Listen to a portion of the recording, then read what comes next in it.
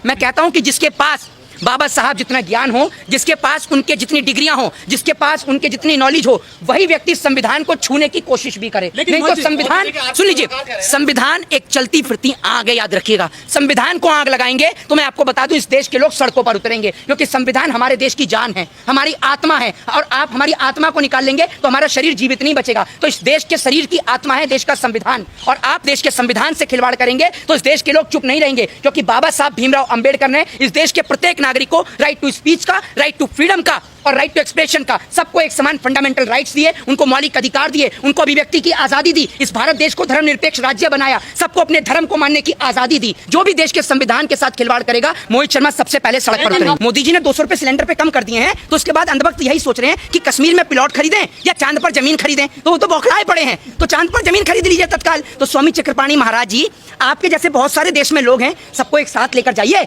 और हिंदू राष्ट्र तत्काल बनाइए। पता चला वहां पर भी कोई खबर निकल गई तो दिक्कत हो जाएगी। बाबा साहब के बनाए संविधान पे लगातार प्रहार हो रहा है, वो संविधान जिसने देश के अंदर रहने वाले देश के प्रत्येक नागरिक को एक समान हक और अधिकार दिए, आज उन बाबा साहब के संविधान के ऊपर प्रहार हो रहा है। राइट टू स्पीच और राइट टू फ्रीडम हो, या फिर आईपीसी लेकर आने वाले, सीआरपीसी लेकर आने वाले, आईपीसी जिसे इंडियन पैनल कोड यानी भारतीय दंड संहिता कहा जाता था, आज उसका नाम बदलकर भारतीय न्याय संहिता कर दिया गया है। क्या आपको लगता है कि भारतीय न्याय संहिता जो उसका नाम रखा है, दंड तो मिलता था लेकिन न्याय नहीं मिलता है? कि जिस चंद्रयान की आप बात कर रहे हैं, उस चंद्रयान का लॉन्चिंग पैड बनाने वाली कंपनी के जो लोग हैं, उनको 17 महीने से वेतन नहीं मिला। देश के प्रधानमंत्री जी किस मुंह से इसरो को बधाई देते हैं? जरा ये बताइए ना आप मुझे। 17 महीने से जो उनकी जो पेंडिंग है, जो उनकी तनख्वाह, वो दे दीजिए, उसके बाद आप उसको शिव शक्ति पॉइंट घोषित कर दिया है मोदी सरकार ने। देखिए, बिल्कुल आप कुछ भी घोषित कर सकते हैं, आप स्वतंत्र भारत के स्वतंत्र नागरिक है। देश की सरकार के पास लोकसभा, राज्यसभा, हर जगह बहुमत है, हर चीज अपनी। आप ये कहते हैं ना कि एक बेलगाम घोड़ा होता है ना, वही बेलगाम घोड़े के साथ बीजेपी भाग रही है। सिलेंडर पे 200 रुपए घटाए, मीडिया का तो काम क्या है ना, मीडिया का बस नहीं चल रहा।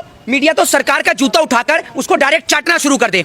मीडिया की हालत तो इस वक्त इतनी खराब है कि बस नहीं चल रहा कि मोदी जी जूता उतार के रखें और उनको बोल दें कि पॉलिश करने की जरूरत नहीं है, हम चाट के साफ कर देंगे। इतनी गंदी हालत हो चुकी है मीडिया की। तो दूसरी बात ये कि जब मीडिया के अंदर जब 200 रुपए सिलेंडर के दाम घटाए गए तो पूरे देश में इंटरव्यूज की लाइन टू लाइन लग गई मीडिया के अंदर। लेकिन जब इस देश के अंदर सिलेंडर पर 700 रुपए बढ़ाए गए, तब एक भी मुख्यमंत्री का इंटरव्यू नहीं, और 200 रुपए कम किए गए तो 6 स्टेट के मुख्यमंत्रियों का इंटरव्यू लिया जाता है। एक बात मुझे बताइए, ये मीडिया जिसको आप मीडिया समझते हैं ना, ये डेमोक्रेसी का 4th पिलर था, और मुझे ये कहीं से नहीं लगता कि डेमोक्रेसी का 4th पिलर है। ये 4th पिलर आज की डेट में पैसे का गुलाम हो चुका है, और मैं तो ये सोचता हूं कि घर जाके अपने बच्चों से भी कैसे नजरिए मिला पाते होंगे। देश के प्रधानमंत्री जी एक नया बिल लेकर आए हैं, जिसके लिए संसद का स्पेशल सत्र बुलाया जा रहा है। आपको पता होगा कि जो कह रहे हैं कि एक ही चुनाव होगा, आपको पता ही है। तो जो देश के प्रधानमंत्री जी वन नेशन वन इलेक्शन का जो प्रस्ताव लेकर आए हैं, तो मैं कहता हूं कि इसकी शुरुआत सबसे पहले उत्तर प्रदेश के अंदर करी जाए। उत्तर प्रदेश के अंदर राष्ट्रपति शासन लगाया जाए, और वन नेशन और वन इलेक्शन के तहत उत्तर प्रदेश की, हाँ, तो स्वागत किया तो योगी जी खुद ही इस्तीफा दे दे फिर जाकर राष्ट्रपति के हाथ में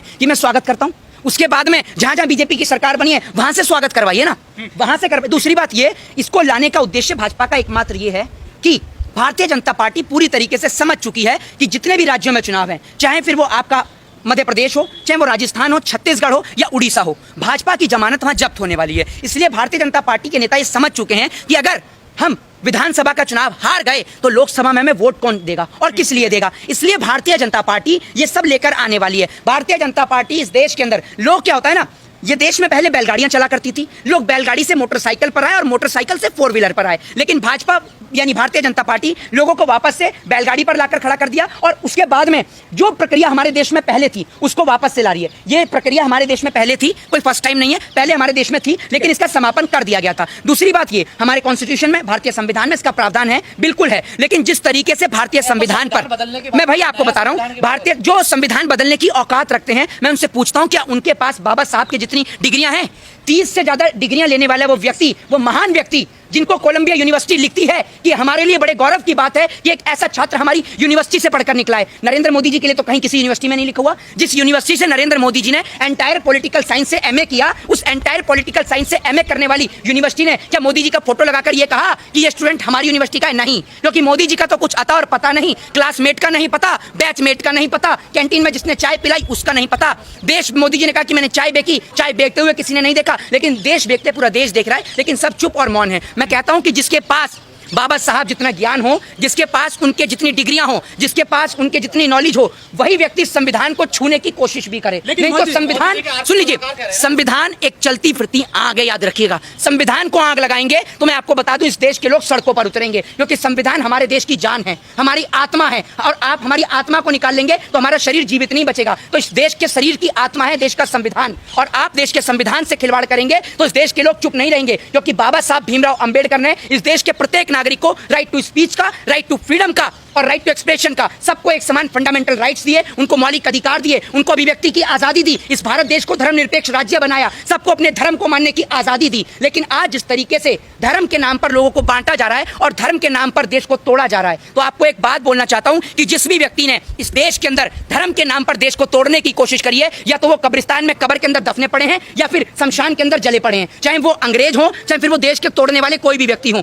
जो भी देश के संविधान के साथ खिलवाड़ करेगा, मोहित शर्मा सबसे पहले सड़क पर उतरेंगे। मेरी बात सुन लीजिए, कथावाचक जो हैं, एक उनको ये नहीं पता, बहुत सारे कथावाचक मैं देख रहा हूँ, आज का दौर कथावाचक का ही है। एक वो देख रहा हूँ, वो पंखे वाले बाबा पंखे से आशीर्वाद दे रहा है रोककर। बहुत सारे नए नए ट्रेंडिंग नमूने आ चुके हैं। एक पहले आया था, आपने देखा होगा, जो सलवार उठा के भागा था रामलीला मैदान से, ठीक है ना, आप ये समझिए वो सलवार उठा के भागा था। सलवार जी भी क्या नाम था उसका, बाबा रामदेव, पौने 2 आंख वाले, जिनको महिलाएं बिना वस्त्र के भी अच्छी लगती हैं। इस देश में समय समय पर नए नए बाबाओं की लॉन्चिंग होती रहती है, ये आप समझिए। पहले बाबा रामदेव का दौर था, अब धीरेन्द्र शास्त्री का दौर है। मैं कहता हूं जिन व्यक्तियों को ये नहीं पता कि हम देश में 15 अगस्त मनाने जा रहे हैं या 26 जनवरी मनाने जा रहे हैं, वो संविधान की बात कहां से करेंगे। जो स्कूल चक्करपाणी कह रहे हैं कि हिंदू राष्ट्र घोषित करिए चंद्रमा को, जहां चंद्रयान 3 उतर रहा है, तो उनको सबसे पहले भेजिए। मैं आपसे कहता हूं सबसे पहले आप जाइए और वहां जाकर एक अपना बोर्ड लगा दीजिए हिंदू राष्ट्र का।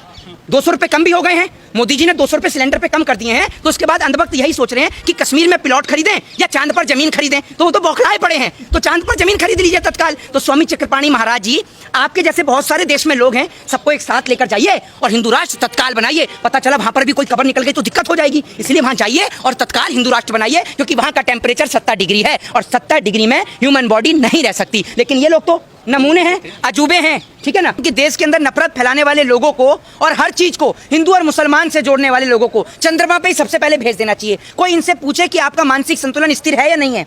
चंद्रमा का टेम्परेचर 70 डिग्री का, ये मैं नहीं कहता हूं, ये विक्रम लैंडर कह रहा है। 70 डिग्री टेम्परेचर में क्या मानव रह सकता है, आप बताइए मुझे। मैं आपसे कहता हूं, आप पत्रकारिता करिए, कोई मदारी का सर्कस का खेल मत चलाइए, सरकार के मदारी मत बनिए कि सरकार के नेता क्या कहते हैं और लोग क्या कहते हैं, आप उनकी बात पे यकीन करने लगे। फिर उसके बाद में भारतीय जनता पार्टी के एक नेता कहते हैं कि अब चंद्रमा के बाद हमारी सूरज पर जाने की तैयारी है, जिसको लेकर सोशल मीडिया पे अंधभक्त ये लिख रहे हैं, उनको ये नहीं पता कि सूरज का तेज कितना है, उनको पता नहीं है इसके बारे में, तो वो उसमें अब अंधभक्त ये लिख रहे हैं कि हम सूरज पर रात में जाएंगे। ऐसी कौन सी जगह जहां रात को सूरज निकलता है, जरा इन सवालों का जवाब दें।